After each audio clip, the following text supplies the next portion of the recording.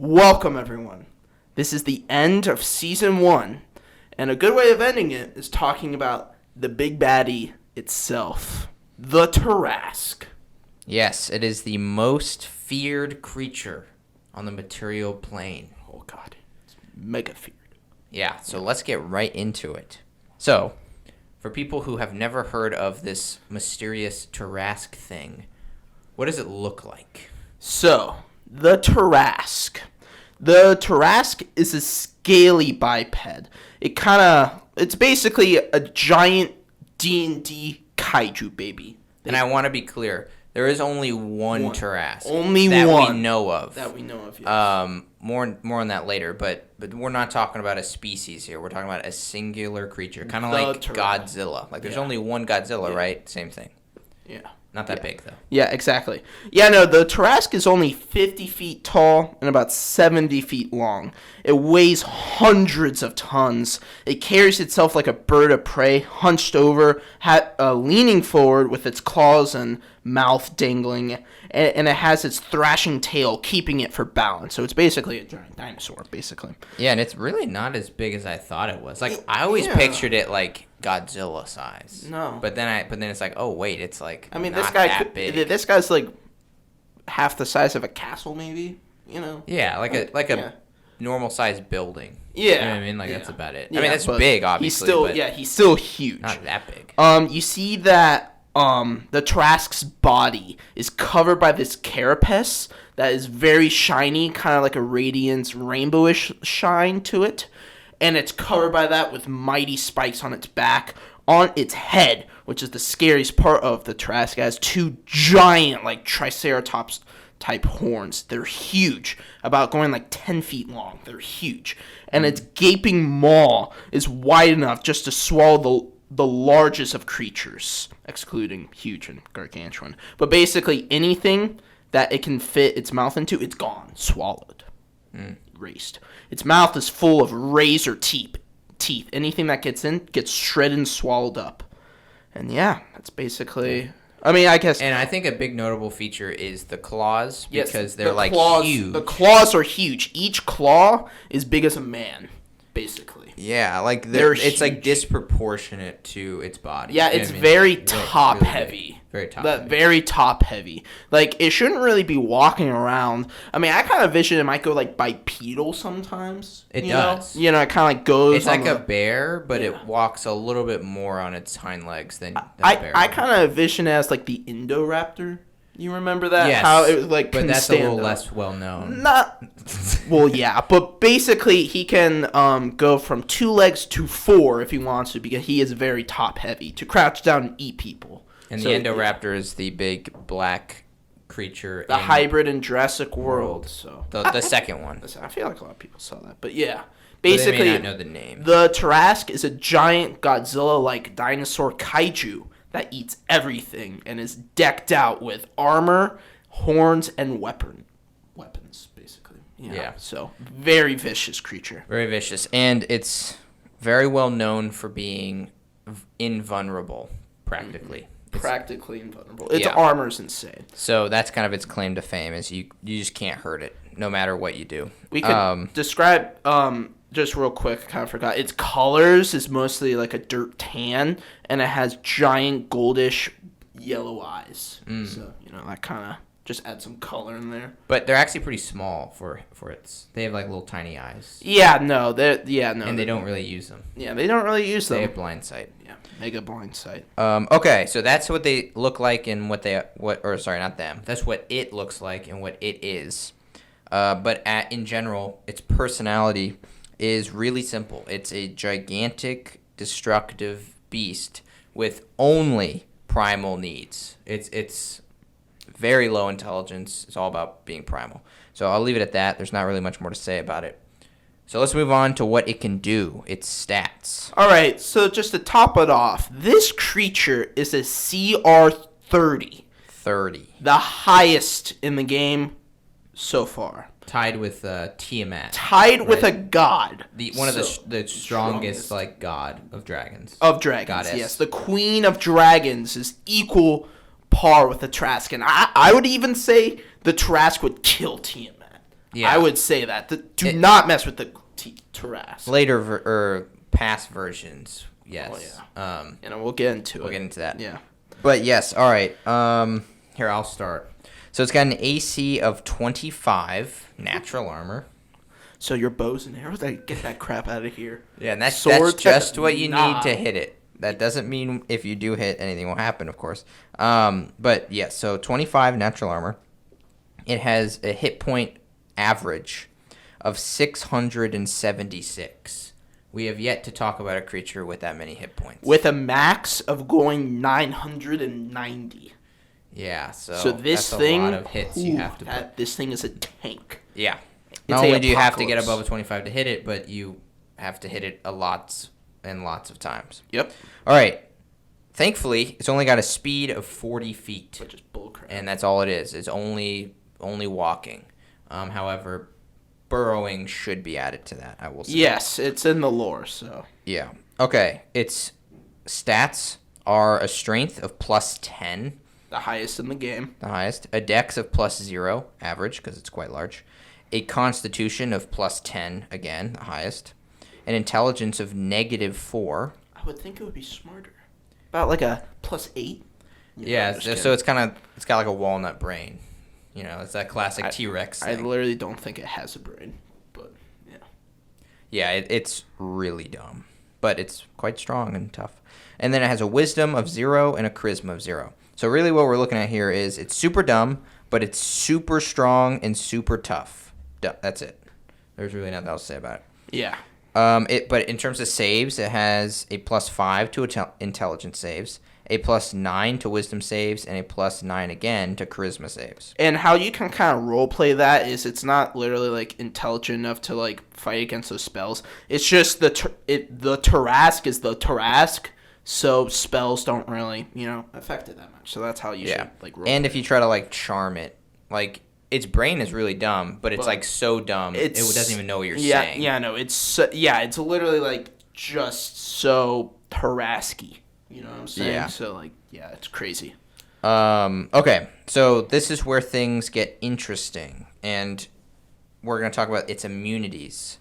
So when it comes to its immunities, the Tarrasque is a little special because this 5e stat block does not really correlate with the lore.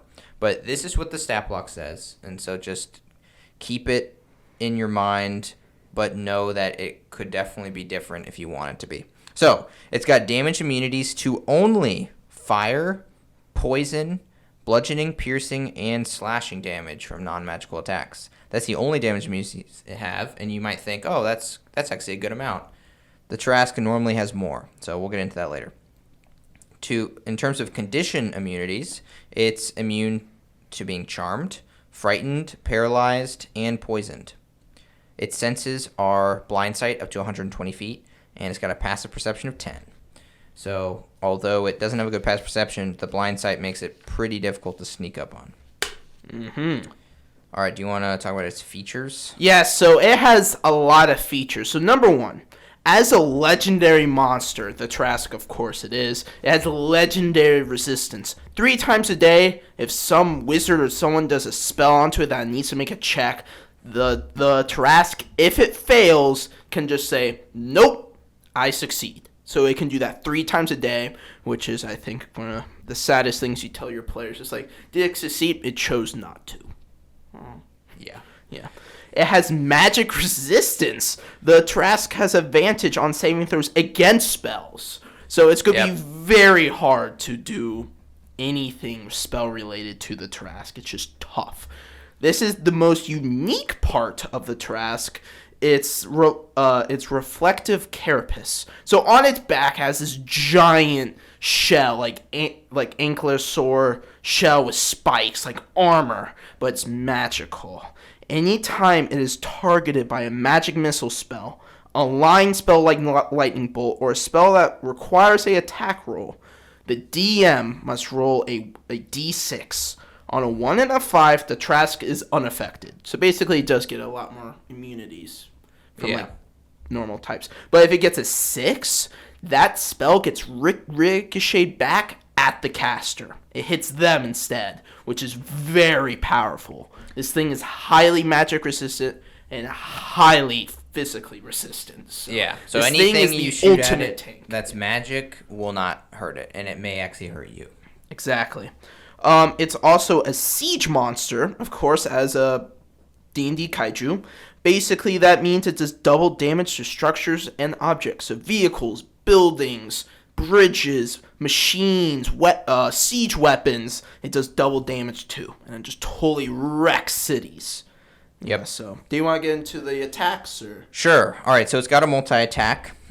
This multi-attack includes its Frightful Presence, which it can use, and then it can add to that 5 other attacks. Yikes. 5 of them. Yikes. That's 1 bite attack, 2 claw attacks, 1 horn attack, and 1 tail attack. So it's got like every natural type of weapon that a creature could have, and it can use all of them. Within that multi-attack, it can use Swallow to replace the bite attack if it wishes. So what do all those things do? Well, a bite does, on average, 36 damage. Ooh. So that's 40 12s plus 10 piercing.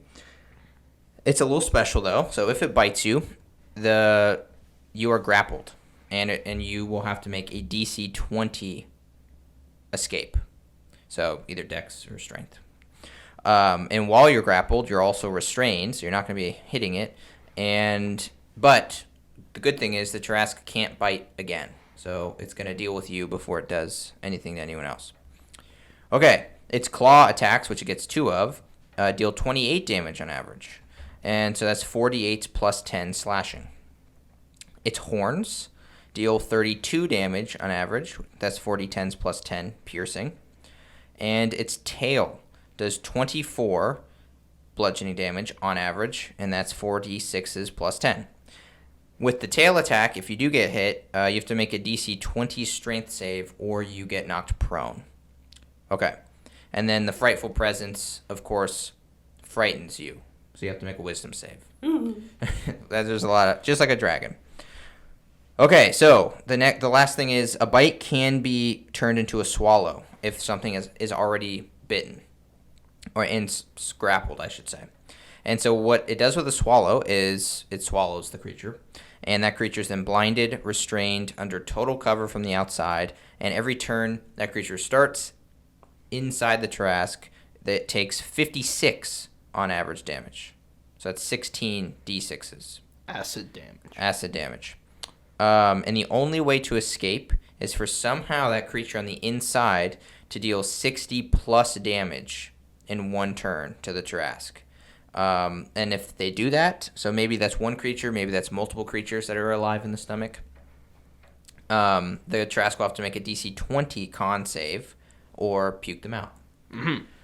So that's how that works. Do you want to say their legendary actions? Really so as a legendary monster, it gets legendary actions. So usually how legendary actions work is they have 3 kind of little points or slots, I guess, during an entire round. And they have 3 of them. So the first one, I might accidentally forgot writing this down, but I believe it's freedom of movement. They can just move 40 feet in between anyone's turn. That's not quite. Move is one of theirs, but they can only move half their speed. Okay, so 20 feet, yeah.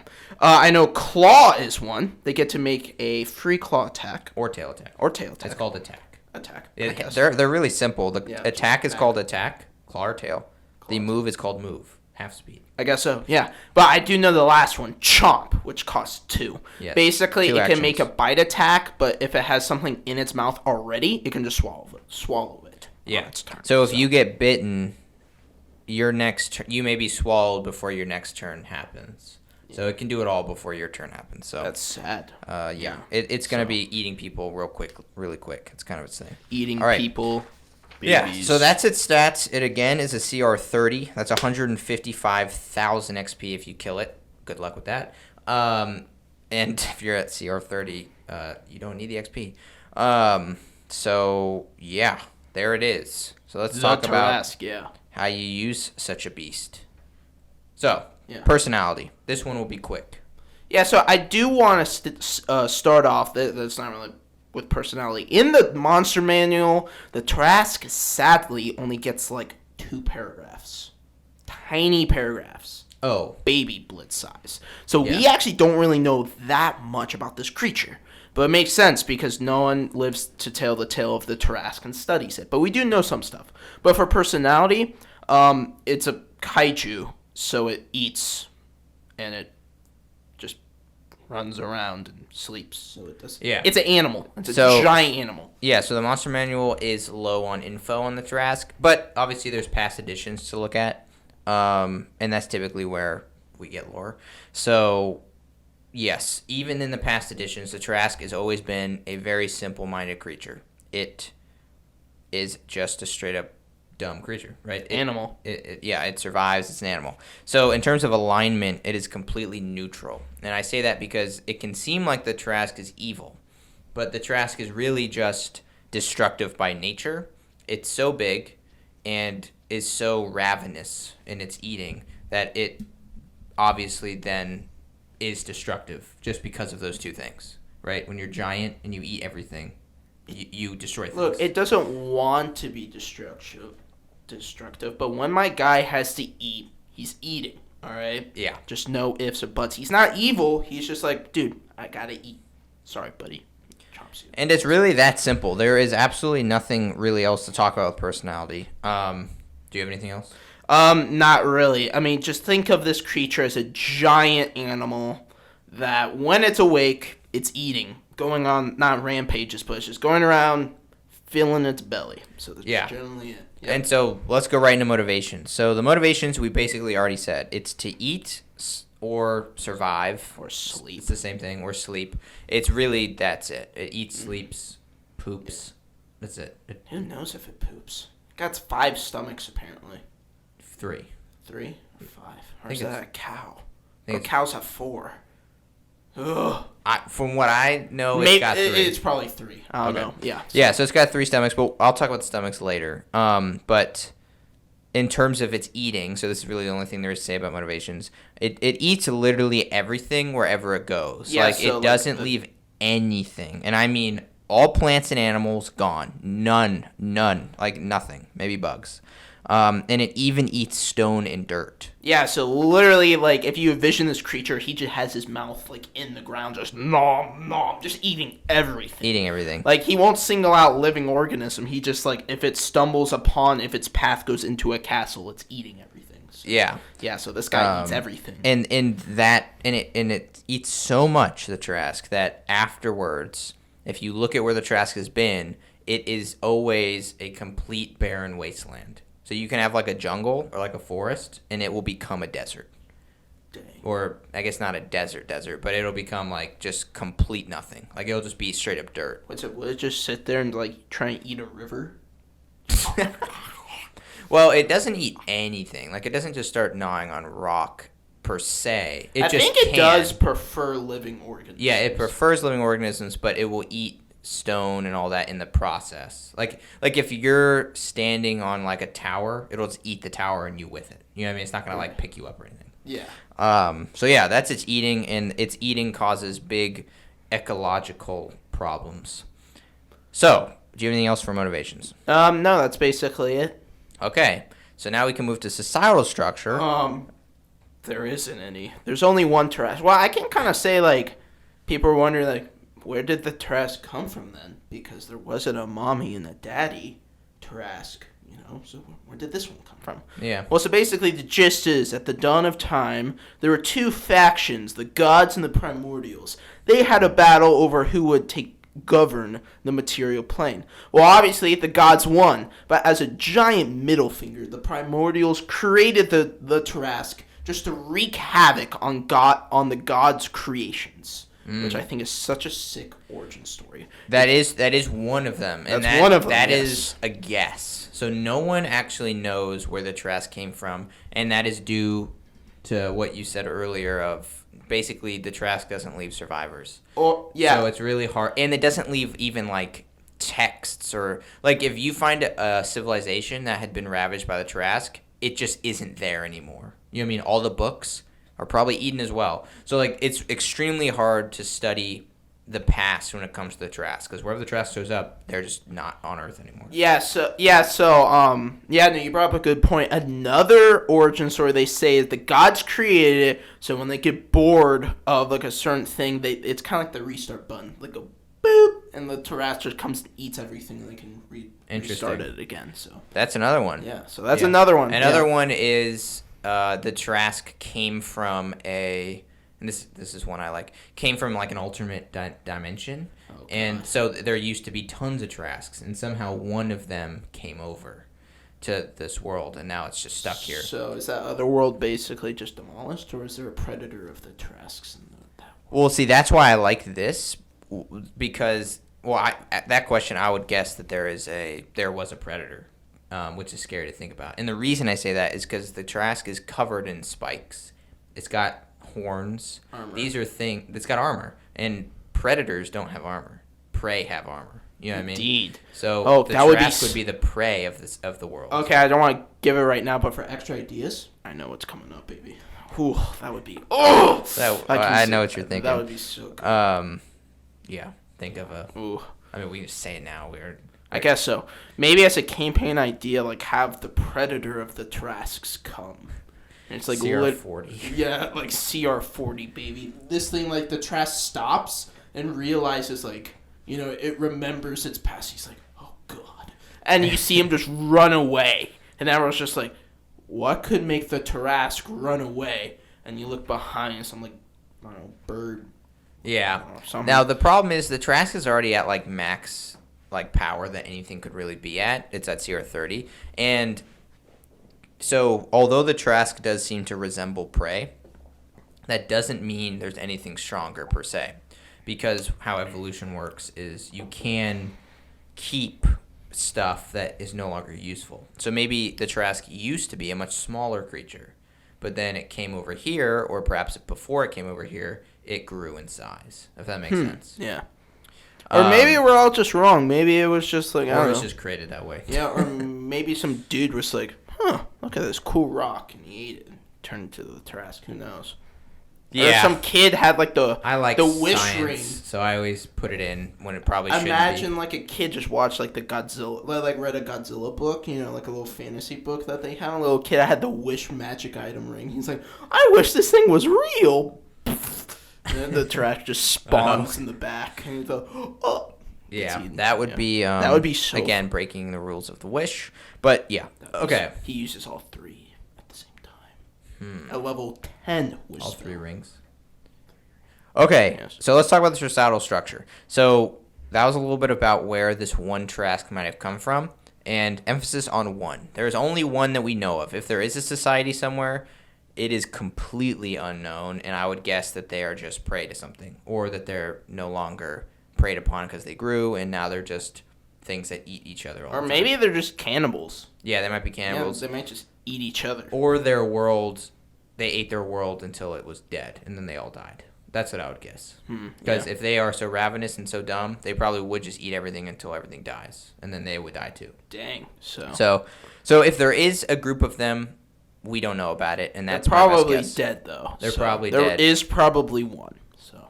Well, I don't say that. I mean, I think the idea that it was created is just as plausible, because if you're gonna make a creature, you would probably make it look like the Tarrasque. Honestly. But anyway, we don't have to. We can still talk about something for societal structure. Now it's not a society because again, there's only one, but it does kind of have a tendency. You know, there is like routines it has or ways of that it lives that would be relevant. So the first one is its sleep cycle. So this is important because when it's not sleeping, it's wreaking havoc on the world. So when it is sleeping, it's good to know. Like, it's good to know the schedule. So anyway, there are 3 sleep schedules that I found in the lore that are supported. So, and they contradict each other. So you can basically choose the one you want. So the first one is the most, like, a lot of Tarrasque showing up. So this is like if you want the Tarrasque to be pretty prevalent in your world. So it can awake 1 to 2 weeks on average. So it's awake for 1 to 2 weeks, doing what it does, killing everything. And then it sleeps for 4 months to 4 years. And wow, that's actually pretty consistent. Well, no, but what I've heard is, like, yeah, it does that, but it always pops up, like, somewhere else on the planet. So, like, the next time it'll hit the same spot, it'll be, like, hundreds of years. Yeah, that's true. But that doesn't mean it's not awoken. Yeah, I was going to talk about that in a second. But I think that's pretty. Right now, I'm just talking about it's literally if it's sleeping or if it's awake, not where it is. But yes, since you said it, it typically will never go to the same place twice because it basically leaves nothing there to go back to, right? It would just be going back to an empty place. So it moves pretty consistently. But we'll get into that more later. Okay, so that's the first one. 1 to 2 weeks awake, 4 months to 4 years asleep. The second one is to be awake for months. This is scary. But it will slumber up to 16 years. So when it does show up, it's around longer, but it sleeps longer. So that's just another option. You would think this thing would like wake up, eat, and sleep for like hundreds of years, but nah, this guy's active. So that's actually the third option. So the fifth edition says that it slumbers for decades up to centuries, and it doesn't really say how long it's awake for. So which seems to make the most sense, and that's kind of how I always pictured. Yeah, it kind of seems like when it does wake up, everything dies, so no one really knows. Yeah, and then so it is the restart button. But notice how in the first two, it will wake up and then sleep for a lot longer than it was awake. Mm-hmm. So if you think about it slumbering, so if it slumbers for decades to centuries, it's not going to be awake that long, but it'll probably be awake a very long time. Oh, so yeah, if the Tarrasque isn't years. seen for like centuries, then the next time it's seen could be the end of the world because it might be awake long enough to destroy everything. Oh God! So everyone has to put a stop to it. So it's like, it's been 16 years. I hope it's not going to do a century, because if it does like 4 centuries of slumbering, then it's gonna be. He's gonna be mega hungry. He's gonna have the munchies. Like, exactly. Holy it's gonna eat everything. Okay, so those are the 3 sleep schedules that you can choose from. Yeah. But you can obviously make your own too. But those are supported by the lore. So I also wanted to talk about what happens when you disturb it. So you can, on accident, dwarves, nice one, come across the Tarrasque. How? I guess we'll talk about in the lair. Yeah, when we get to layers, we'll talk about kind of how their layers work. But just because you kind of need to know at this moment, they do lair in the ground, so under the earth. Some say it's the core. That's actually false, but that's like legend. But its real lair is somewhere beneath the earth. Just picks a spot and like, well. So obviously dwarves are notorious for mining a little too far down. Mines of Moria out here. Everything. God. Yeah. But like dwarves are awesome, but like they're idiots at the same time. Well, dwarves are not actually linked to finding the Tarrasque in the lore. I'm just making that link because it's an obvious link to make. Yeah. But no, you might come across the Tarrasque on accident if you are mining because it will be underground. And if you do, you can wake it up really easily. It does not get disturbed. So if you do disturb it, it will probably wake up, and there's 2 things that will happen, and you cannot predict which one it will do. The first thing is it will wake up and attack you. So that would be the worst case. Wake up numb. Yeah. Dead. So you'll probably die. You probably have no chance of surviving. But you could get lucky in that sometimes if it's like groggy or hasn't slept enough, and this actually happens, this has been known to happen. This is kind of like the most common case, actually, because this is the only one you hear about. Otherwise, they just die, and you never hear. Oh. You never know what happened to them. You know what I mean? So this is actually known to happen. The Tarrasque will flee, and because it just wants to go back to sleep. So it'll flee, and so it can resume its slumber. Just imagine, like, you're the dwarf, you stick your pickaxe, you're like, and then you see, like, blood, or I don't know if you could even pierce it, but your pickaxe just breaks, and then you're like, what the heck, and you clear through the rock, and you see, like, a shell, you're like, huh, that's weird. And or it's just the eyelid opens. Yeah, the eye just opens, you're like, oh. Yeah. So, yeah, if you find the Tarrasque, you will either be killed, because there's almost no way you're surviving, or you will be so lucky and it'll actually flee from you because it just doesn't feel like doing anything. Yeah. So, those 2 options. Okay. So yeah, I think that's everything societal structure. We talked about its sleep schedule, where it attacks, which is always somewhere new, and what will happen if you disturb it in its slumber. That's really all there is to it. It's not a societal structure, but It's a structure. It's an individual structure. Guess so. Yeah. Anything to say on that?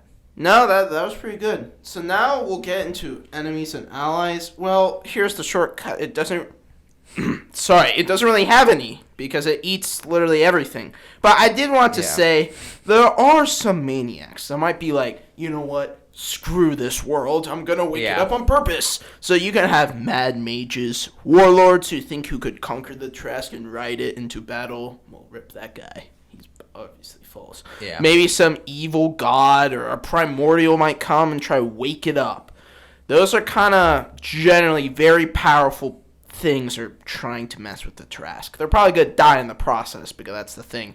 Some evil maniac thinks they can control the Tarrasque. You cannot control this thing. This thing will eat you and everything. So it's a bad thing for everyone. Yeah. So, yeah. I always pictured it's not personal. Not the ally, but the type of creature or person that would try to use the Tarrasque would be the Joker. Honestly, because the Joker, as was famously said by Alfred, just wants to watch the world burn. Exactly. And although the Tarrasque doesn't shoot fire, the world will burn, metaphorically speaking, if the Tarrasque is awakened. So an ally, quote unquote, of the Tarrasque would be anyone wanting to destroy the world, because that is what the Tarrasque typically can do. That's kind of a big risk with the Tarrasque. Okay, the only other thing that has anything to do with enemies and allies that I could think to say, because again, it is just a really big, dumb animal, so it doesn't have the mental capacity to even think about allies and enemies. It just sees food and things hurting it, which is just more food. It's just a food with a little bit more. This food fights back. Yeah, this food fights back. Yeah, it's like when you go to pick up like a burger, like a fry, and it's like really hot. That's basically the Tarrasque kind of shakes his hand like, ow. Yeah. Picks you up anyway, eats you. Not actually. It actually can understand that it's like being fighting, but that's besides the point. So when it comes to enemies and allies, the only other thing I could think to say was that there are many religions that basically use the Tarrasque as a symbol for the end of the world. I love that. And so you know how the prophecy is like Jesus for Christianity is like Jesus will come down and that'll be like doomsday or like the end of the world. Everyone will be risen to heaven or blah blah blah. Lots of religions in the Forgotten Realms see the Tarrasque as that symbol. It's like when the Tarrasque comes, it will mark the end of the world. I kind of think of the Tarrasque as like Ragnarok. Right, basically exactly. The twilight of the gods, literally. The Tarrasque pulls up. Yeah, and that's exactly and it. then all the gods are like, oh, crap. You know, so like, yeah. Yeah. Yeah, no, this thing is very strong, so god level tier, so. Oh, yeah.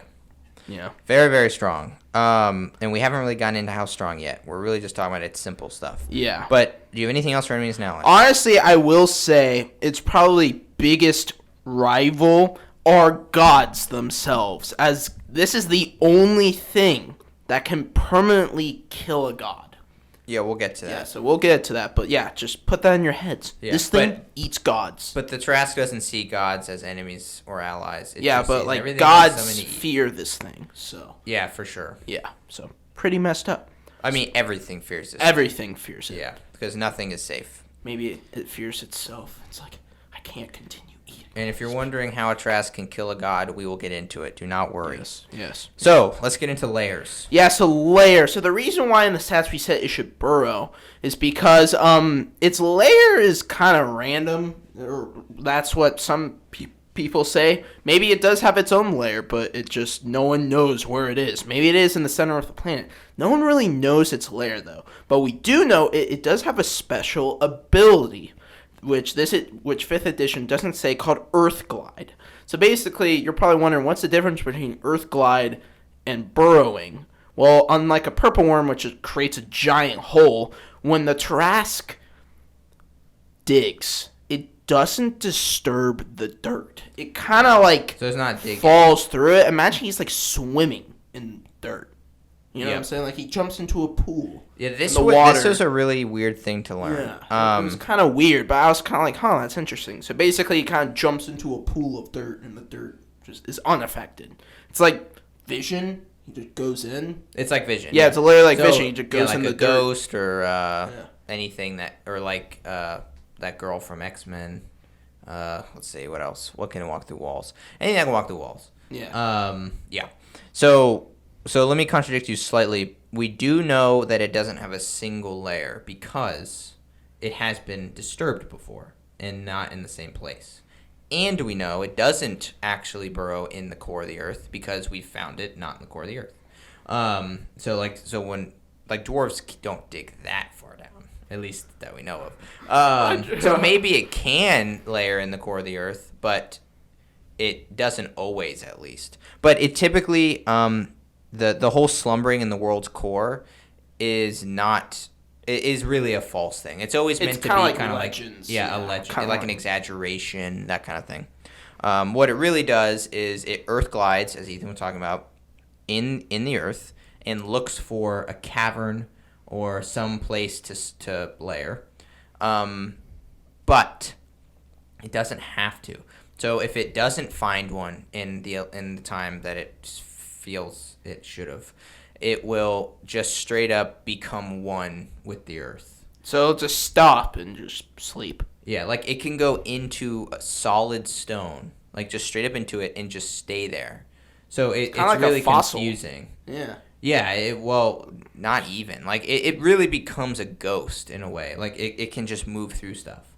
And this is really weird to me. It's in the lore, so totally it. But to me, like the Tarrasque, it just feels wrong. Well, I mean, how I envisioned it is not like a ghost. That I kind of feel like it physically does move the dirt, but when it moves, the dirt just goes back.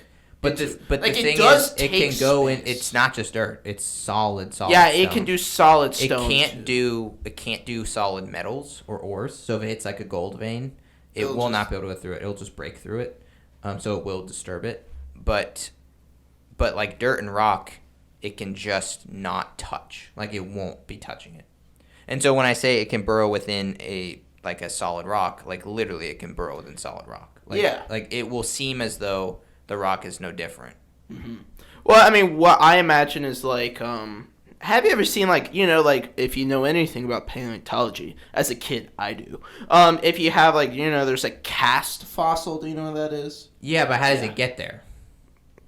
It's moving through it without touching it. Magic. Like it's magic. Yeah, it's magic. I don't think it's a ghost though. It's not a ghost, but it's the same idea. People said it's like it physically does move, but it just goes straight back into place. I feel like, and, it goes so deep that the mountains might rise like a couple atoms. You know what I'm saying? Like it's just. I guess actually how I would picture it now is its body, instead of like its body moving through the dirt, its body is just like becoming the dirt in front of it. If that makes any sense? No. So like instead of two basically sources of matter existing in one place, it just is that space now. Like almost its energy, its atoms skip from atom to atom. You know what I mean? Oh. So there's something about its form that is inherently earth and rock. And that's why I can't do it to metal or anything, but it can with earth and rock. Like it just the phrase "it becomes one with the world, with the stone" or whatever is like an actual phrase in the lore, and that to me just feels very like Sandman. Imagine Sandman, right? Like his body can just be any parts of the sand. It's not like his literal body is changing. It's just his body is becoming different grains of sand. So you think the Tarrasque sort of turns into dirt itself? Yeah, in a way. So it's sand and Tarrasque. Stone. What the heck? I mean, that's the only way I can can't picture. You can't have two. You can't have a rock and a Tarrasque in the same place. But how do? Well, how does someone interrupt its sleep if it is sand? Well, because. It physically is there. If you took a pickaxe in mind, you would see a piece of the Tarrasque itself. Yeah, it does. I don't know. It's magic, guys. I guess it can just say it can, so it just have to be okay, it's magic. So yeah, and if we are missing something, some explanation on this, please tell us because this is weird. Yeah. But okay, so it can earth glide. It doesn't go in the Earth's core. It just goes wherever. It likes sort of damp / dry place. Kind of like some mix of both. Does it? Yeah. Okay. Yeah. I didn't find But that. if you want to know if it has money or loot, it doesn't because it probably ate it. Oh, like what's in its lair? Yeah, absolutely nothing. Yeah. But the fact that it can Earth glide has one thing that is semi-interesting. So the reason a lair can never be found is because of this Earth gliding. So there's no tunnel or tracks to follow. You know what I mean? When it goes into the Earth, it just goes through the Earth, and there's no way to know where it has been. Something I always wondered though was like, what if you put like a ring of tracking on it or something, and I think it would either get like shredded off, or it would stay on there, and maybe you could track it. Or maybe it would just fall off when it goes into the dirt, like it stops on the ground. Right, exactly. And it just goes through and it just stays there. Yeah, it's weird. I don't see the Sandman thing.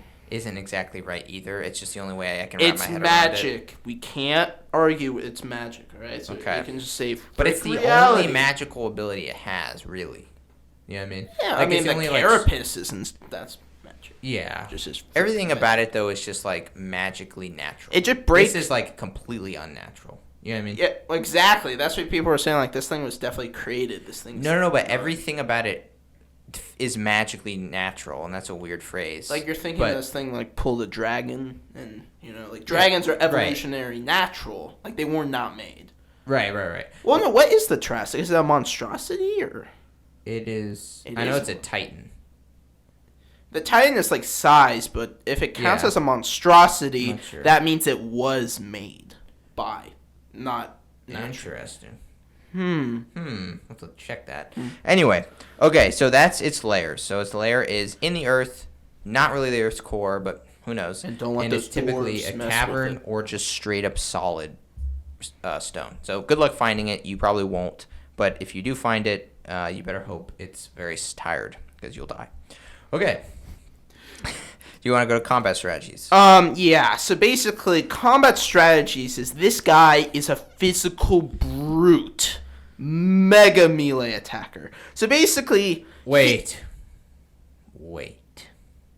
Before we get right into it, are you telling me he has like a breath attack or something? He just goes Godzilla? No, you're right. But before we get into the like straight up what it would do, there's just a few. Like, how to encounter, like what happens when you encounter it? Like what is it gonna? Let's just set some context. So there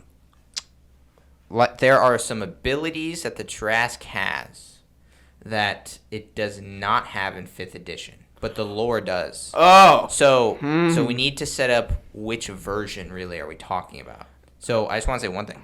So if you were to, as the DM, if you were to give this Tarrasque all the abilities that the lore gives it, then you would have a very different Tarrasque. And so what you would have in general is a Tarrasque that fears nothing and really doesn't see fighting as fighting. It sees fighting as hunting or catching, right? You can throw as many fireballs at it as you want. It does not care. And they might bounce back. We could... What do you think? They would not bounce. I have all the abilities it has that are not in the 5th edition. And I can say them now, or I can just wait. One. Well, no, let's not. No, go for it. Say them now. Well, actually, we should probably do the 5th edition one first. Okay. Yeah. Let's just do 5th edition combat strategies, and then we'll do fun facts. So for the extra abilities, we'll put that at the end. But for the 5th edition, which is really sad that they took out some of the main stuff. That's it's just the Monster Manual all the other editions. Yeah. But basically, the Tarrasque is a physical fighter. Does not see fighting as fighting. Sees fighting as catching and having fun with his food. Well, actually, no. In the 5th edition one, it is actually much easier to kill. It is a lot easier. It will see things as threats. Yeah. Yeah, so basically, it is a physical monster. So basically, with his 5 attacks, I'm not really sure why they gave it 5 attacks. But, this thing is going to be wrecking all melee fighters, 1v1, 100% of the time. poor barbarian. Anyway, Yeah. just get slapped around. Yeah, so basically this guy is going to be using his bite attack a lot. So always describe it as it has his mouth low. He's just biting and gnawing and eating. So he's going to eat basically the first person it sees, the closest person. So melee fighters should be getting smacked around with claws, tails, and bites. It doesn't really have a strategy. Whoever gets close is going to get eaten. And it shrugs off a lot of spells. So it's not even worried about spellcasters. No. So it's just going in for the closest person and eating them. Well, it's worried. So the only time it would get worried is if there is someone who has found a way to hurt it. It's just not normally going to be those projectile spells. But it could. But if you did have something that could hurt it. I mean, what would hurt it though? There are spells that would. So Fireball technically. It just can't be a line spell, right? It can't be a spell that uses the attack bonus. It can't be magic missile, and it can't be a line spell. Right. So it'd be things that make saving throws. But it's like lightning or something. Throws. Yeah, it's got him good, but that doesn't mean you can't get. A lot of lightning are line spells, though. Yeah, maybe. Sad. But lightning is not immune to. But anyway, so. Apparently, and the other, it does cone attacks do the same thing. They bounce back to. Yeah, cones bounce back. Cones bounce back too. Just saying. So. Yeah. A lot of spells bounce back, but not all of them. So some people will have spells that they can use. Mm-hmm. But okay, so like you said, in general, the way you want to picture Tarrasque is it's going to be favoring its mouth because it wants to eat things. So it's really just going to go in to bite and it's not going to really try to use its claws until that thing proves that it can't just be eaten. But it will use its claws, but go with bite first always. And that's for swallow as well. It's going to be biting and swallowing as much as possible. And that is also included in its legendary action. So you're basically going to be always using the swallow legendary action. Chomp, yeah. Yeah. So in terms of who it will target, it is just a big dumb creature. So it will target people. The closest. Yes. Yeah, it'll target based on who's closest. But it will really target. Actually, I take that back. It will target on who has its attention. So that can either be who's the closest, or if there's someone who's hurting it, or if there's someone who just otherwise has its attention. Just whistling and just. Yeah. So it's actually not. It's not closest at all. It's entirely attention based. That just tends to be whoever's right in front of it. Yeah. But I don't think anyone wants to get this thing's attention. So usually it sees. But if let's say it's ravaging a town and the adventurers are coming in and start dealing damage to it, it will start focusing on the adventurers now. It'll become a fight. Okay, but then so that's it's like large scale targeting. It has 5 attacks. It's got a bite, it's got claws, it's got horn, and it's got tail. So 2 claws make it 5. And so how do you target what to what, right? Like who gets the tail attack? Who gets the horn attack? It's going to be whoever is closest.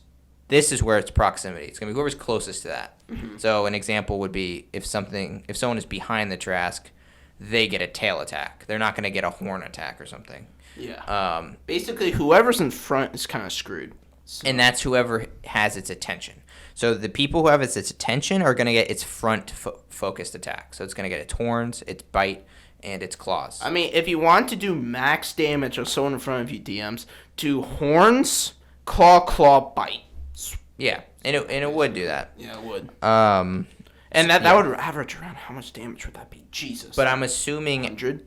The Tarrasque will be fighting against creatures that are constantly moving and running away. Because if you just go right in front of the Tarrasque and try to fight it like just head to head, you'll lose. So the players will likely be ranged, constantly switching around, flying around, ranged, doing all sorts of stuff to get away from the Tarrasque. So the attention of the Tarrasque might be changing constantly, which would be a good strategy for the players to try to do because you don't want the Tarrasque focused too hard on any one person. Okay, so in terms of focus, it really is all about focus, I guess, because in terms of what abilities it uses all of them because it can use all of them every turn, so it will use them. So it's just who does it use them on. So sometimes, we talked about who it targets in terms of enemies. Sometimes it gets distracted by structures to destroy or bystanders to eat. So although it will target people, if it does come across like a big tower, it may just feel the need to take a bite out of it and use a bite attack on He the has tower. the munchies, so Yeah. nom. Yeah, or there's just a bunch of screaming people, and it looks down and it goes, "Oh, okay," and it just picks them up or kills them. Yeah. Nom. Okay, so that's really its strategies when it comes to the 5th edition version. There's nothing really to say. Something I do want to add is if you had a smart Tarrasque for whatever reason, if you just wanted to be, if this was some insane campaign where you have a smart Tarrasque, then you'd want as the Tarrasque to target a single character each turn, because you basically have a guaranteed chance of killing them in that turn. So if a Tarrasque were to put all their damage on one person, there's almost like the amount of characters that could survive that are very low. So there's a very good chance you'll just kill everyone. Yeah, it has a plus 19 to hit. So it's not gonna miss, and it's so much damage in one turn that it will kill someone in one. If all that damage is put on one player, the player will die practically. I think like a barbarian of like the most tough could survive, but that's maybe, right? Because it depends on how the Tarrasque rolls. So yeah. But since you don't have a smart Tarrasque, don't do that. You always want to be splitting its attacks, because otherwise your players are going to die immediately. And that's what the Tarrasque would do, so that's what you should be doing as a DM. I say should. You can do whatever you want, but that's what I Don't be suggest. mean to your players. Don't be like your wizard, your magic or legendary resistance. Does not affect it. Walks over to you, slaps you twice, you die. Sorry, buddy. Give me your sheet. Yeah. Okay, but it wouldn't be slapping twice. It would use all of its abilities. Slap, slap, bite, horn, tail. Yeah. Give me your sheet. Yes. Actually, swallow. Acid. Yeah, it would swallow. It more. And it may actually take time to swallow something that's dead, because it just wants to eat things. So that's its strategies of attacking. Do you have anything else to say on that? No, that's... I mean, I do want to say, as a very tough creature, don't be expecting to use your legendary resistance that much. Just use it whenever it needs to be. Just use it whenever it fails. Because, so. Yep. But there are ways to instantly kill it, which is pretty funny. Well, the 5e version. It's so stupid. So like plane shift, right? No. You can polymorph it to a rabbit and just curb stomp it. It's dead. No, if you polymorph something and kill it, it reverts back to its No, original form. there's true polymorph. Oh, which is a whole separate spell, which basically says you're a rabbit now, and you just curb stomp it. Yeah, and so it's this kind of stuff that makes the 5th edition one kind of sad. Yeah, not as good. Yeah. But we'll get into the Rio version. So before we do that, though, in terms of will it fight to the death? Yes, it will. Wait, for the 5e? Sorry, it will not fight to the death. Yeah. Sorry. Yeah. Usually, if you knock it down to 150 hit points, it's running, or even like 200 hit points. Yeah, if you get it like 3/4 down, it will flee, because it just is a creature that wants to survive. It's just a big monster. So if it's hurt, it doesn't have pride. It doesn't have any. It's just a giant thing that wants to eat. So if you hurt it enough, it'll be like, oh, dang, I need to leave. I don't know what's going on here. It may not be very used to that, so it may be a little hesitant at first. Like, I don't understand. Or maybe it's so not used to getting hurt that it will actually flee sooner than other creatures. Because it's like, I don't even know. What? Blood? I don't understand. I don't like this. I'm leaving. So the Bulbasaur would actually be very good. What, is that supposed to behead the Tarrasque in one hit? No, it says if it's too big, you take a chunk out of it. Okay, that makes so I sense. just imagine some dude just like cleaving like horn. Yeah. All right. Do you have anything else to say for combat strategy? No, I think that's good. Yeah. Okay, yes. All right. So let's get into fun facts. And the first thing I want to say in fun facts is what we've been talking about, and that is the abilities it has in all of lore, which so makes the Tarrasque the feared. This what gives it its fame and uniqueness out of all the monsters. Yeah. So the Tarrasque is well known for being impossible to kill, and you'll die. Like, it's like the strongest creature of the game. So obviously, it should have some pretty powerful abilities. So here's the first one. The first one is it could, in past editions, cut through natural resistances. So it ignores them practically. So if you're... So it's magic weapons, basically? In a way, yeah. But, like, it does... Yeah, I guess. So rip that iron... Oh, yeah! Oh, yeah, okay. Well, yeah, but all golems, technically, in the 5e edition, are immune to the Tarrasque. But actually not the old version. Not the old version, but... This is exactly the point. Yeah, it cuts exactly. through resistances. Yeah, exactly. Because, like, there's no way some stupid, Minecraft Iron Golem is tanking the Tarrasque and just and kills the Tarrasque by beating it to death. Yeah, so that's the reason for that ability, is the Tarrasque can kill anything. The next ability it has, and this is its big one, or one of its big ones, is it was in past editions resistant or immune to basically every damage type imaginable. It had no... Immune? Not immune to everything, but it was at least resistant to everything. Pretty much everything. Even magic, like weapons. Especially magic. In fact, it was it absorbed magic. Healed. No, I'm not saying not healed. But I'm just like, saying it just eats magic too. Yeah, magic didn't affect it. Yeah, and they still honor that. It's got the reflective carapace. Yeah, but that's kind of they should be honoring that. That's its whole thing. Well, yeah, no, the reflective carapace was kind of like the big thing back then, because spells back then were stupid insane. Like if you were a wizard, you could basically one shot like most bosses if you use like the right spells. But they made the Tarrasque, which is anti everything. So you couldn't have your cheap wizard do like Fireball level 12 instantly kill it. Yeah, it could be like nah. And the Tarrasque, I think its highest is it had like over 1,000 HP at one point. Yikes. So like it was meant to be unkillable. Like it was technically possible because it wasn't immune to everything, but it was resistant to magic and resistant to almost every form of damage, and like nothing worked. Mm-hmm. So that was it typically. And that's what makes it the strongest thing in the game. This is another thing, and this is an especially scary thing that it had the power to do, and this is a little more magical. So it could hinder creatures' ability to fly. So when you think Tarrasque, you think, oh, I'm just going to fly out of its reach and shoot at it. No. So if you were in like the area of a Tarrasque, you would basically get maxed out at 20 feet of flying, so you couldn't go above that height. Even like natural flying, like a bird couldn't get up to 20 feet? Yeah, it would like suppress flying. And not only that, it would suppress your speed. So what this did is it made it basically impossible to run. It not only wasn't unstoppable face-to-face, it forced you to be face-to-face.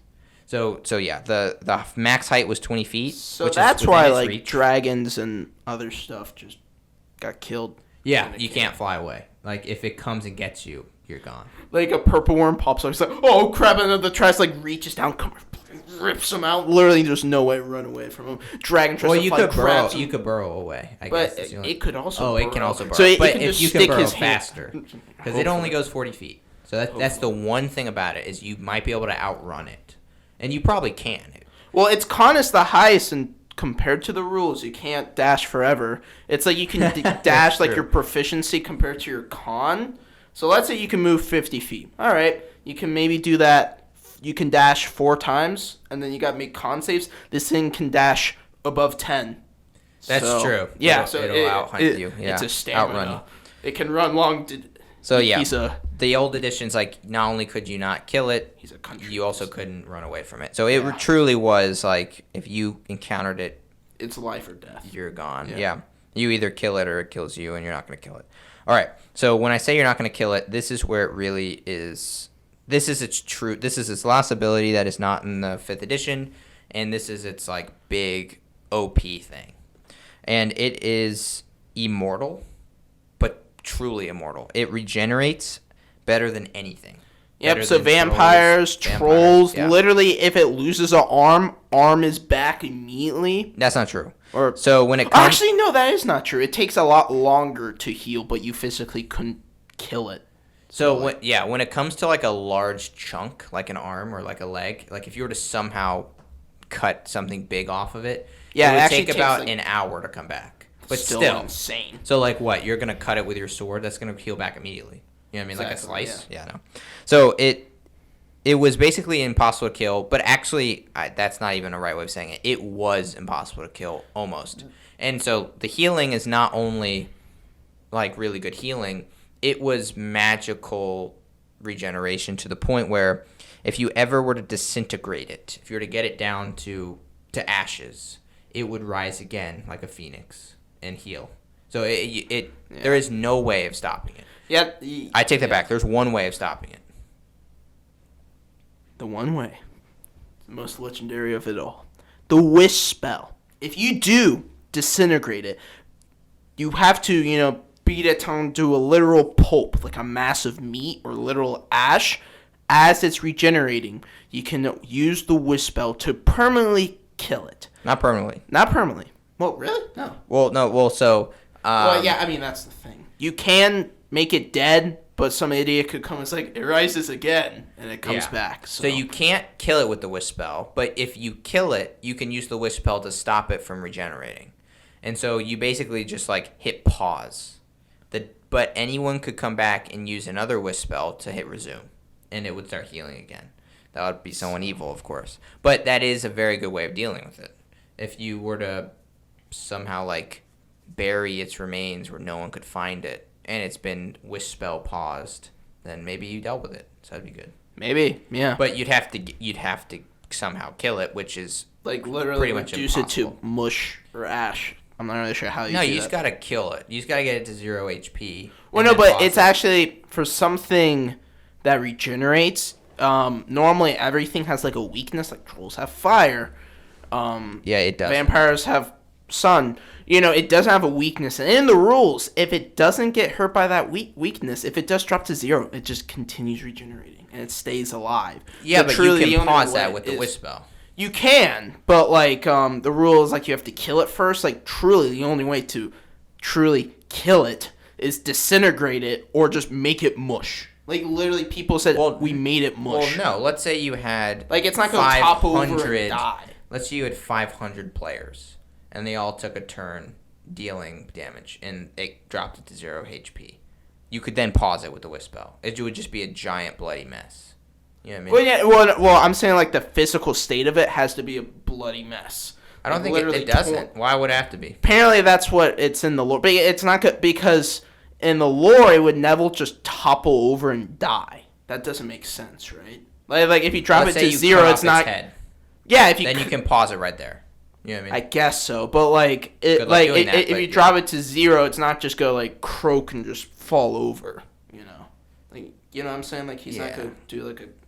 I don't know. Just if you make it drop it to 0, it's not gonna just like croak and just fall over and then stand up. Like you have to literally cut its head off, make it to mush or make it to ash. So like I mean, you have to cut off the brain. There isn't really a hard line. Like there is no rule around this. Like I don't think the lore said anything about it. That's normally that's how adventurers in the past stopped it, because you can't just say I stopped its regeneration while it's fully alive. You have to you have to beat it down so much that it can only like regenerate and it couldn't like move around and stuff. So the only way was make it mush or make it ash, and then you just got to get it down to low HP. It's just things that do it quick enough typically also disintegrate things. Like if you drop a nuke on something, it's a lot of damage at once. But you could technically, if let's say you had the Flash with a piece of paper, the Flash could paper cut it to death, technically speaking, if it did deal damage. So let's say a paper cut does 1 HP of damage. If the Flash could do like 1,000 paper cut attacks in one turn, then that would be enough to kill it, because it would drop to 0 HP. And it would just like die. Right, but I'm talking like its physical body. Like if the Flash, I'm saying the physical body doesn't matter. No. If the Flash did do that, like the physical body would not just be like the normal Tarrasque with like little cuts and it croaks and dies. Like the Tarrasque's bodies probably could be like mush, as I say again, like not It does not look like the Tarrasque. Maybe. Like something really messed it up. That's why I'm saying, like in the lore, like if you do drop it to 0 hit points, the Tarrasque is not looking like the Tarrasque because you had to deal. That's true for so anything much that damage. gets hurt. Well, no, exactly. That's what I'm saying. No, but let's say you dealt 1,000 psychic damage to it. It is resistant in the old versions. But let's say you did somehow psychically kill it, then you could pause it right there. You know what I mean? It just got to hit it down 0 HP. I mean, you're killing its soul. But how would you do it? Psychic is brain, so I guess you should make its brain explode. But no, you don't. You just because we're more than the sum of our parts. So is the Tarrasque.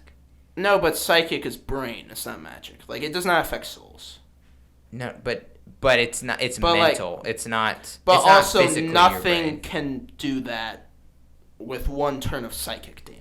I'm just saying if something could, I'm just saying have a full physically, that is dead. I'm saying realistically, the Tarrasque would be mush. It has to be mush because it's likely, but it's not. It's not necessary. But realistically, it's nearly impossible to make it like just kill it in 1 instance. Agreed, but it's not necessary.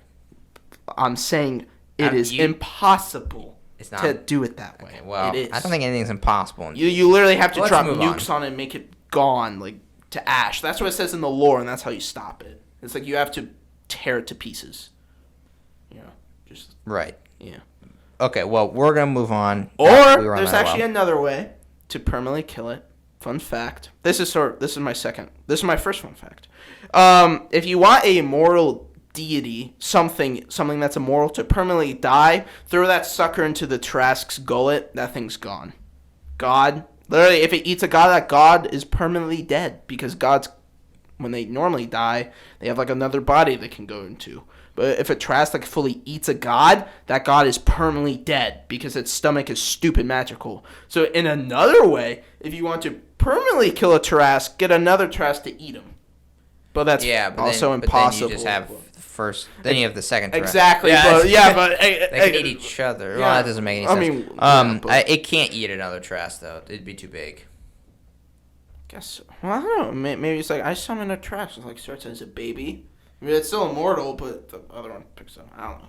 Yeah, so let's talk about its stomach since you brought it up. So gods aren't the only thing it can kill. So it's got 3 stomachs, and these 3 stomachs are known to be one of the most powerful destructive forces in all the realms. In all of everything. Yeah, magically, these magic stomachs will tear down everything. Artifacts, gods. Yeah, they're not even magic. I mean, I guess they have to be to some extent, but... So there's magic to their stomachs. Like there is a magic property. I don't know what it is, but I know all the 3 layers, all the 3 stomachs, and none of them really mention magic. So the first one is basically just taking whatever goes in and crushing it up. So it's got a lot of like spikes and like like its stomach just like crushes it down like a compactor, and also cuts it up. So and that does anything. If you put a giant boulder in the Tarrasque's first stomach, the boulder will get splintered or get crushed into smaller boulders. If you put a body in there, it'll get completely ripped apart. Anything, it'll just get basically blended. The first stomach is a blender, but a blender for anything. Dang. Nothing physically can. It can make anything a liquid. Actually, I take that back. There's a few things that can survive the first stomach in terms of its. I feel like it's gods and artifacts. But only really powerful artifacts. All right, so the second stomach is an acid, and this is the magical portion. So it's a magical acid. It's so powerful of an acid that it can even dissolve pure magic. So like pure magic. Does that make sense? Like it's not even like a magical item. Like pure magic can be destroyed in this stomach. So it eats magic. Yeah. So if you take an object. And let's say it's super powerful object, like one of the most powerful in the world, and you put it in the second stomach. It may be able to survive the acid, but the magic of the item will not. So it will lose its magic. Does that make sense? Mm-hmm. So I don't know there's only very few artifacts that are powerful enough to survive in its form. But if it did, that's what the third stomach is for. So first stomach crushes things up. Second one, the acid dissolves everything, including pure magic. The third stomach is for anything that could possibly have survived, which are only the most powerful artifacts. Or beings, yeah. I don't know about beings. It's I mean, do you think a god would die in a second? It's things that are so physically strong. Oh. That like in terms of their form. So like adamantine is magical because of its form. Adamantine is not strong enough. But let's say you had something that was like the ultimate adamantine, then that would perhaps make it to this third stomach. But once you get to the third stomach, nothing can survive it. What is the third stomach? Is it just like It's basically a sun. So it's like pure heat. It has a nuclear reactor. Yeah, in its belly. It's like a volcano, but one that's so hot, much hotter than a volcano that it's not even a question. Everything just gets kaput. Yeah, it melts anything into the third stomach. And so that's its stomachs. And so the stomach can kill pure magic, artifacts, and even gods. So nothing can survive its stomach. And that's how its stomachs work. Yeah, so pretty scary if you get eaten by this thing. So honestly, and it's all really quick. It's not a slow process. Yeah, it's like really fast. Yeah. So theoretically, like, shouldn't you bump up that stomach damage in the 5e version and make it like, I don't know, like 2,000 damage? I don't know. You'll be dead pretty quick. I mean, it will take you, like, if it does over 50 damage per turn, like, you'll be dead pretty quick. So actually, that makes sense. It's like 50 for 6 seconds, so it's like you're literally dissolving in like 30 seconds. So yeah, even less. You should be dead in like 20 seconds. So yeah, 20. Yeah, you're gone in 20 seconds. Like gone. Yeah. Okay. I got one. Okay. It's carapace. If you are able to kill it and have the carapace survive, it is actually that is how you get your reward. If you take a piece of its carapace, let's say it's as big as a football, you crack it somehow open, it is filled with flawless diamonds.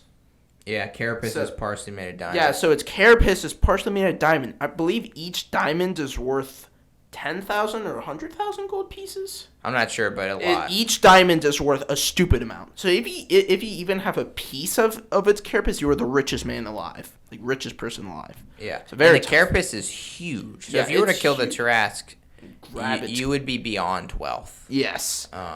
Yeah. I mean, the campaign's pretty much over at that point anyway. But yeah, you're beyond. Yeah, but basically you are the richest being on the material plane. Saying again with the carapace, if you are a warrior and you like shields, the carapace can be crafted into a shield by the best of giants, dwarves, or elves. And I'd say the lore just says dwarves. Really? Yeah. Boom. Even though giants would be like. I mean, maybe giants can too. Giants but dwarves are specifically mentioned.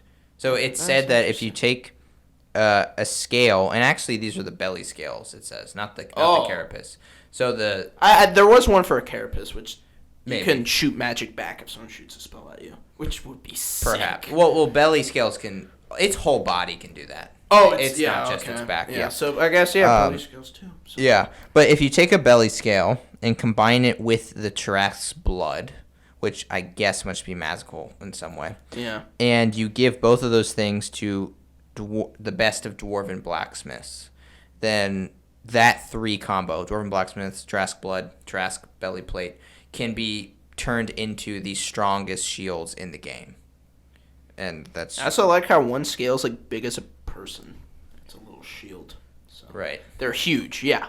But also they're anti-magic, so they can boink magic back, basically. So yeah.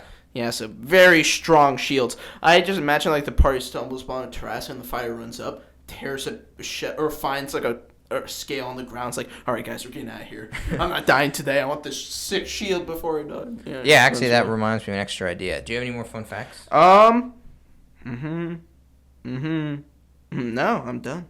All right, extra ideas. So, speaking on the one you just said, one of mine was kind of an obvious extra idea. But if you wanted to kind of have, I don't know, this could just be this could be a combination that's good. Basically, it seems like it would make sense to have a magical item left in a ruined kingdom that was a piece of the Tarrasque, and that might give the players a hint as to why the kingdom is ruined. Oh. You know what I mean? And yeah, they like get a magical its item. Scale. Yeah. Yeah. So it's like a reward and a little bit of knowledge at once. Mm-hmm. You know what I mean? Yeah. If it's relevant for your campaign. Yeah, no, that's cool. I have one, which I think is one of the coolest ones. You should definitely, maybe grab some other big Titan things. I mean, what are the other Titan things? There's like Empyreans, which are god children. Kraken's a little too small, apparently. Well, what are you using it for? Have the players ride these Titans and have a kaiju fighter. Oh, that would be so sad. The Elder Elementals, the Leviathan. How does the Pacific Rim the theme giant song go? That's all I know. Is that it though? No, there's more. No, but that doesn't sound right. I know that's not correct. I don't think that's true. No, there's like a heavy like electric guitar riff. I don't know. All right, whatever. But ride the Elder Elementals, the Phoenix, the Leviathan, the Zaraton, which is a big rock turtle, and the big sky snake thing. I don't know what the heck that thing is called. But imagine the players ride them and they just have a kaiju fight. With the Tarrasque. It's 4v1. They actually have a chance. It's 4v1. If the Tarrasque kills them all, which can definitely do. But, that would be a cool fight. That would be cool. That would be cool. That would be a lot of dice rolling. I kind of feel like the Tarrasque would try to eat, the water one. But, the water falls and it's just super confused and just... If it did eat it, though, it can. Or wait, can't it just eat pure air? It's called breathing. The air elemental. I wonder what would happen if you... It just tries to eat that Well, air. you can't. That's the thing. So I was thinking, what if you isolated it from, air and water and stuff? But you just... How would you do that? It would just come... Actually, that brings me to a magical idea. Magical idea. An extra idea. So part of the nature of the Tarrasque is it never leaves the prime material plane for any reason. But... This is typically the way you can possibly deal with the Tarrasque, is by tricking it into leaving. So obviously, if you use the 5th edition version, you can just send it somewhere. At least I believe that's how it works. It's so stupid. So that's dumb. But let's assume you're using the real Tarrasque version. You might have to open a portal and get the Tarrasque to go through the portal. I think that would work. I'm assuming it wouldn't absorb the portal's energy or anything. It just takes a bite out of the portal. Just the wizard's what? I don't think it could. So I think if you could trick it to go through the portal and then close the portal behind it, you've officially done it. You've gotten rid of the Tarrasque. And then whatever it goes to, it just kind of looks around confused and looks down, and you just see like the people of the plane of fire just oh, crap. You would probably want to send it to a pocket dimension where there's no one there, because if there are people there, then they might send it back. And there's guys, we got rid of that. Portal opens back, it comes flying back, and then there's a fire, another wizard's you idiots, run out here. You could send it to the elemental plane of air, and it could just fall forever. Or but once it lands on a rock, the genies are But it'll just eat the rock, and then it'll keep falling. Yeah. Never end. Or just send it to the far realm, where when the big baddie's supposed to come and kill everyone, and it's it's coming. It's finally we'll take it over. Portal opens, the Tarrasque. Yeah, maybe the mind flares are gonna take over the world, and then you're just you know what? If we don't get this world, no one does. And wake up the Tarrasque. Yes. Yeah. That would be such a cool campaign idea. Your mission is to wake up the Tarrasque. Is to destroy the world. Yeah. Or if the Tarrasque is alive and going, they'll the mind flayers will flee. So it's kind of like Justice League. If Superman is alive, then what's his name won't come. Doomsday. Yeah. No, not Doomsday. God, Dark Side. Every villain is Dark Doom. Yeah, that's true. Or do you have another extra idea? Make it a mount. You are. That's basically the last one. I would be a barbarian and try to ride it. I would get giant binding reins and be come here. Yeah, that wouldn't work. Well, no, you can try though. There is a cool thing that players should do that they should really start doing is abstract magic item ingredients. For example, in the myth of Norse mythology, Fenrir is basically Norse mythology Tarrasque, giant wolf that eats gods and doesn't care. They binded him with rope made out of like the stupidest stuff, like the most impossible things. Like God, I don't really know. Like What? Like a child's tear in a volcano, and like stuff that's impossible.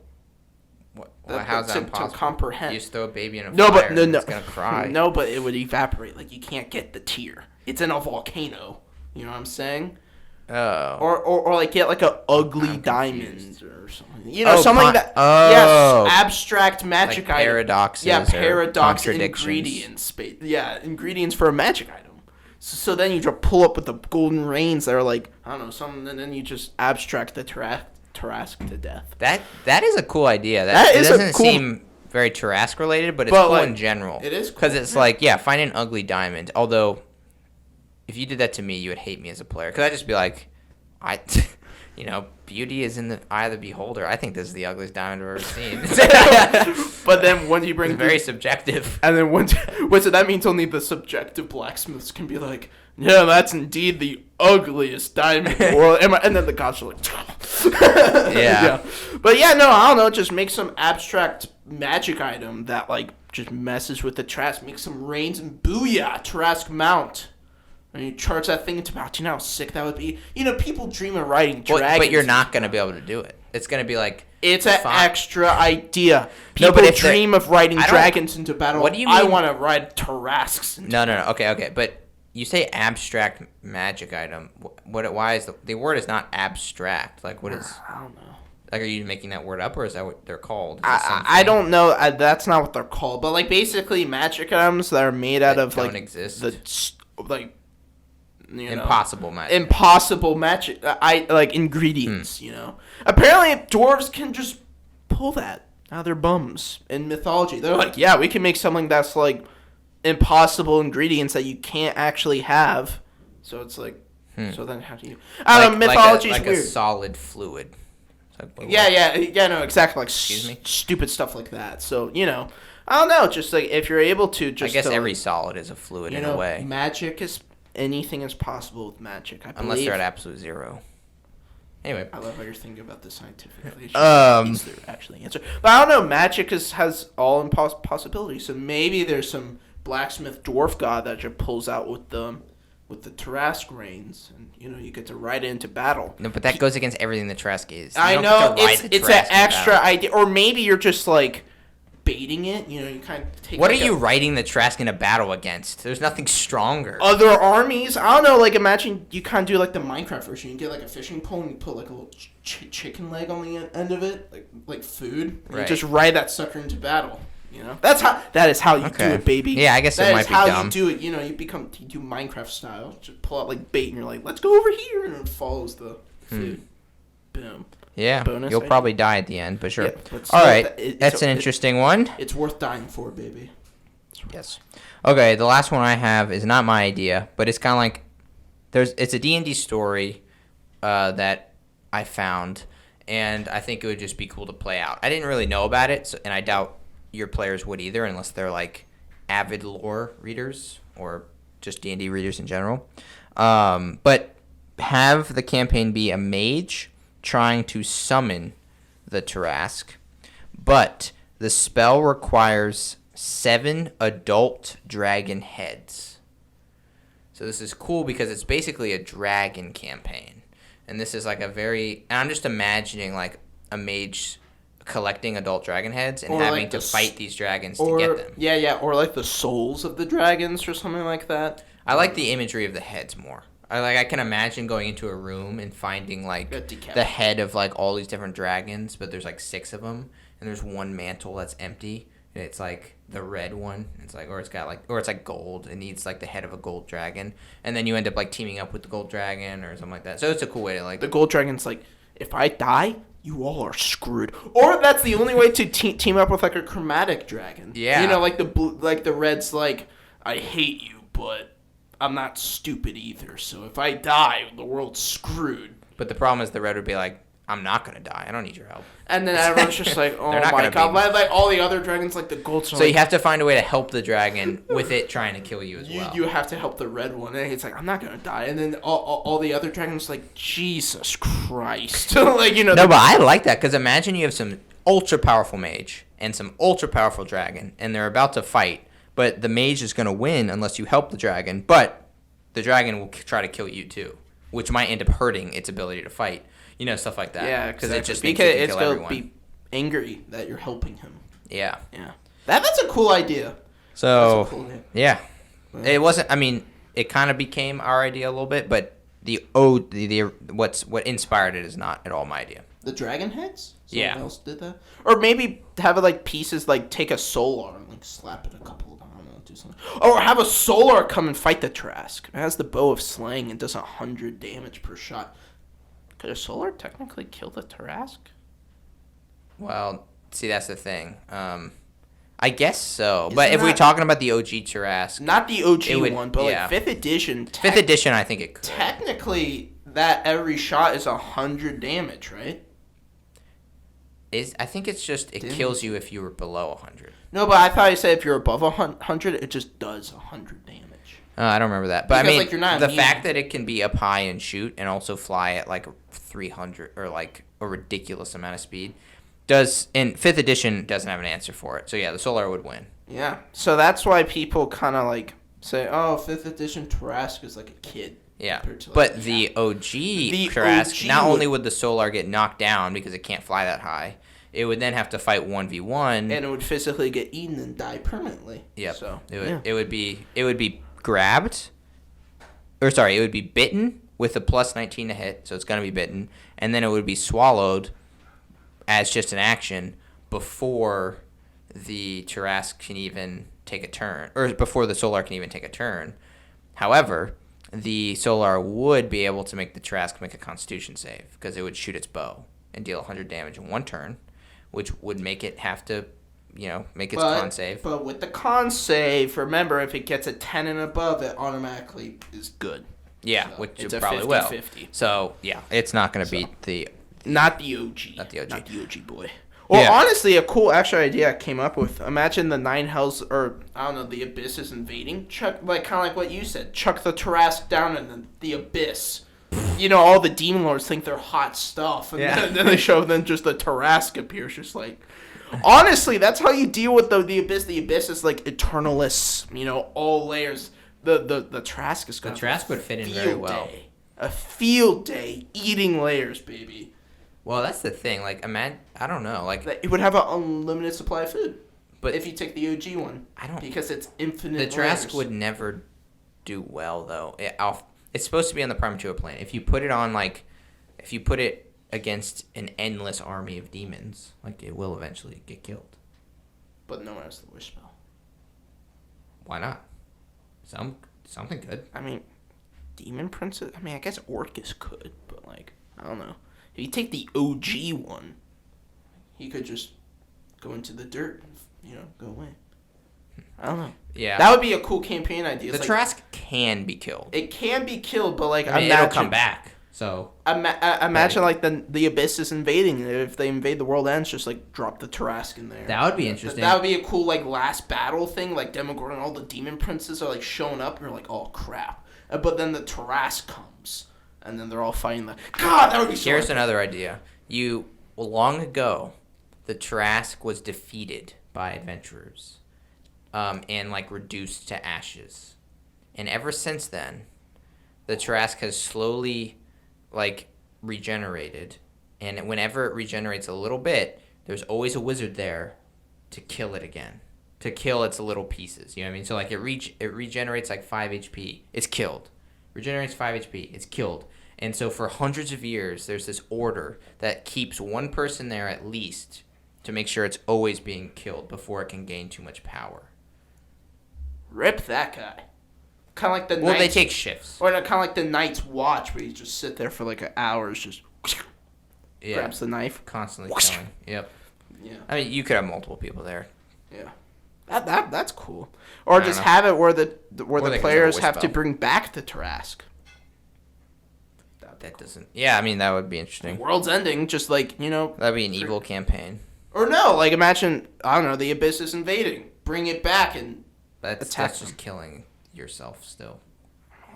That's not a winning strategy. Well, it would take time, I would think, to bring it back and won't just pop into existence immediately. It would start to regenerate. That gives you time to get the heck out of there. But you're killing the world. I mean, there's no just get the heck out of there anyway.